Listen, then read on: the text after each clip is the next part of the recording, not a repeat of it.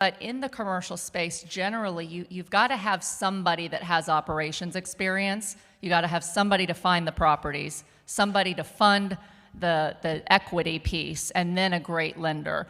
Lenders are starting to really back off of lending to new commercial investors unless you have a lot of experience in real estate in general and you have a partner that's operated multifamily. So I started to learn where I wanted a bigger piece of the pie when I first started to syndicate, because I had the experience and I found the deal, but I had to find the partners who were willing to give me the money. So there's always operators looking for great equity partners, and there's always great equity partners who are looking for great operators. So I would say don't go it alone and don't get the biggest property you can first. You know, a lot of multifamily seminars teach bigger's easier, bigger's better, and the reality is bigger does have more risk. And when things like this GFC for commercial happen, a lot of great people lost a lot of investor money because they hadn't lived through this time period. It hadn't happened in 40-something years. And so to continue to be bankable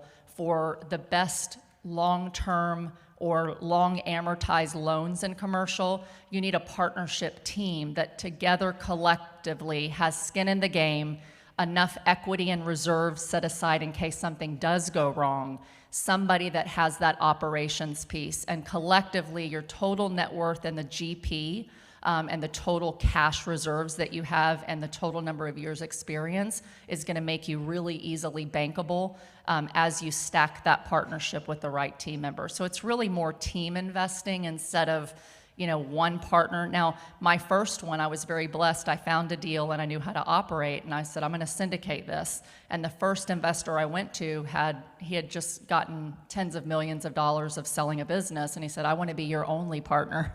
And so my experience, my net worth, and his liquidity is what allowed us to get like the Fannie and Freddie loans for 30-year amortization. So your team is key. There was a lot in that one. Did you guys catch it? Yep. Going back to Martine. I'm going to do you a big favor right now. Here we go, Martine. How many people in this room have a self-directed IRA? Every one of you raise your hands high. Call me Martine. Call me girl. You see that? There's all your money right there. It's here. Tell your story, Martine. You're welcome. There's two sides of investing that not a lot of people talk about. The one side is acquiring it, and that is valuable. Acquiring a good investment property, or acquiring a good loan on a good LTV. The other side is the management side.